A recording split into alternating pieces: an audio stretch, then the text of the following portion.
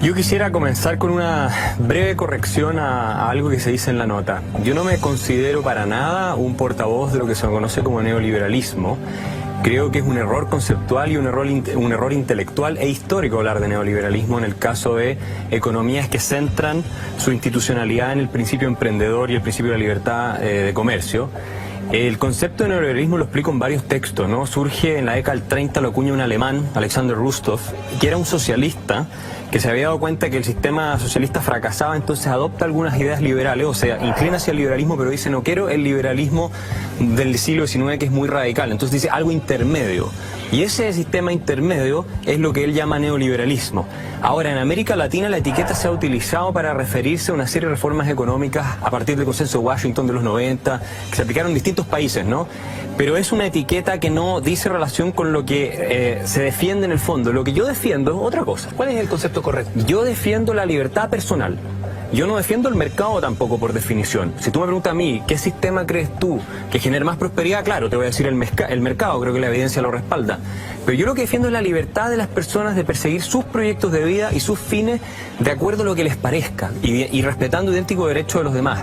Ahora, resulta que si tú dejas a las personas actuando en libertad, el mercado surge espontáneamente, empiezan a intercambiar, empiezan a ver cómo satisfacer las necesidades de otro, cómo mejorar su situación. Es una cuestión que surge sola, porque hay una tendencia en los seres humanos a relacionarse, a intercambiar y a ver cómo mejorar su situación.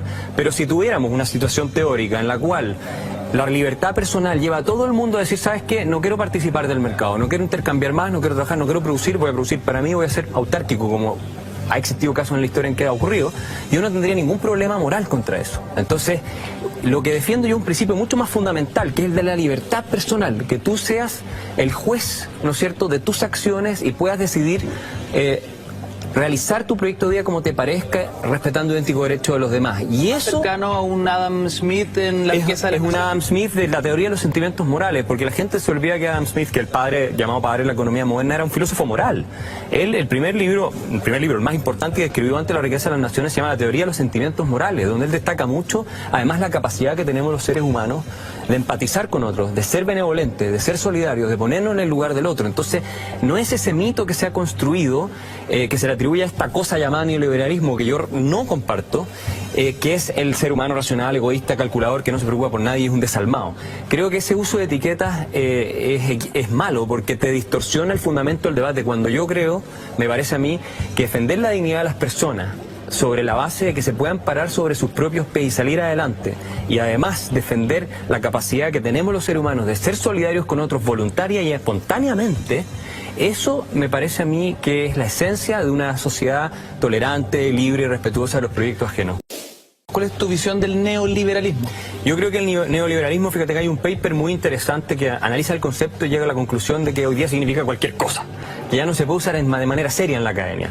El neoliberalismo es un concepto que se utiliza en América Latina fundamentalmente, pero no solo aquí, pero fundamentalmente en América Latina, para asociarlo a políticas de mercado a las que se le atribuyen muy malos resultados. Específicamente, si te vas, por ejemplo, al caso argentino, donde hubo una serie de reformas que no fueron de mercados reales, se privatizaron entregando monopolios, oligopolios de forma muy corrupta, no se liberalizaron realmente las economías a los mercados externos, etcétera. Se fijó el peso al dólar y todo se termina colapsando. Después entran los Kirchner y el gobierno de los Kirchner entra con la bandera contra el neoliberalismo, igual que Chávez, igual que Correa, igual que Evo Morales, todos, se los tenemos citados ahí, hablan de contra el neoliberalismo, pero la verdad es que ellos no están refiriéndose a un sistema de economía competitiva abierta como el que tú encuentras en Nueva Zelanda, en Suiza, en Australia, como lo encuentras en Inglaterra, como lo encuentras en muchos países que nosotros admiramos, que son países que para mí son modelos en muchas materias. Entonces, ese concepto de neoliberalismo creo que distorsiona la discusión de fondo, que es para entender esa discusión de fondo, ¿cuál es la diferencia entre el liberalismo y el neoliberalismo? ¿Cuál es la distancia principal? Mira, si nos vamos al origen histórico del concepto, que es el que acuña Alexander Rusthoff, este economista, pensador alemán, era que él consideraba el liberalismo de Adam Smith, de esa escuela clásica, lo consideraba demasiado, que el Estado tenía un rol demasiado limitado. Entonces él dice, no, es que el Estado tiene que intervenir mucho más. Y a ese sistema más interventor, que el Estado interviene más, él lo llama neoliberalismo. Que hay que hacer un nuevo liberalismo, de ahí viene la palabra neoliberalismo, del cual se aleje, ¿no es cierto?, esa fórmula que planteaba Adam Smith, que era un Estado mucho más restrictivo. O sea, te fijas que es al revés. O sea, el neoliberalismo en realidad es un sistema mucho más estatista en su origen conceptual que el concepto tradicional del liberalismo clásico.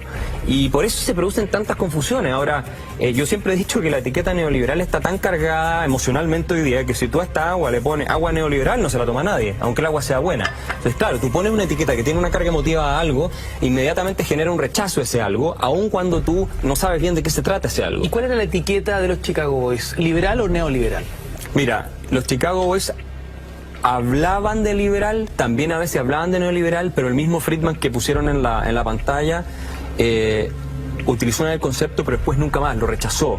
El mismo Hayek, que es otro de los grandes teóricos de la escuela liberal clásica del siglo XX, cuando le hacen una entrevista, de hecho creo que es Lucía Santa Cruz que hace la entrevista, le dice sobre el neoliberalismo, y él dice, no, si los neoliberales son los socialistas, no somos nosotros.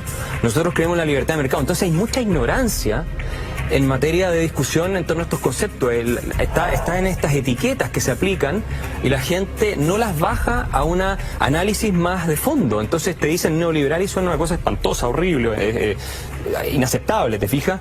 ¿Y por qué? Porque la etiqueta está distorsionada completamente. Entonces tenemos que ir a los fundamentos. Yo insisto, el fundamento de un sistema, del sistema que nosotros, los que creemos en la libertad, defendemos, es eso, es la dignidad personal.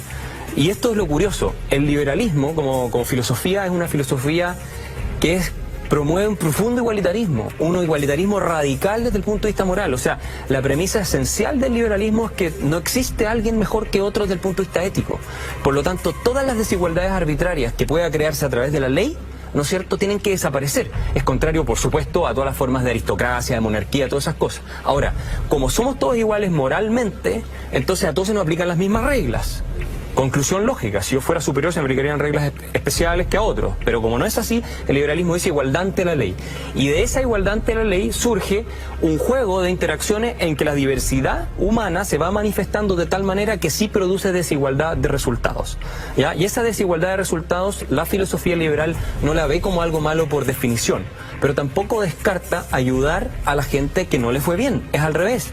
Dice que el Estado tiene que cumplir un rol fundamental en apoyar específicamente a los menos aventajados que no han logrado participar en el proceso de desarrollo, de crecimiento, de progreso que otros sí han podido. Entonces, si tú te das cuenta, hay una cantidad de mitos a este respecto increíble.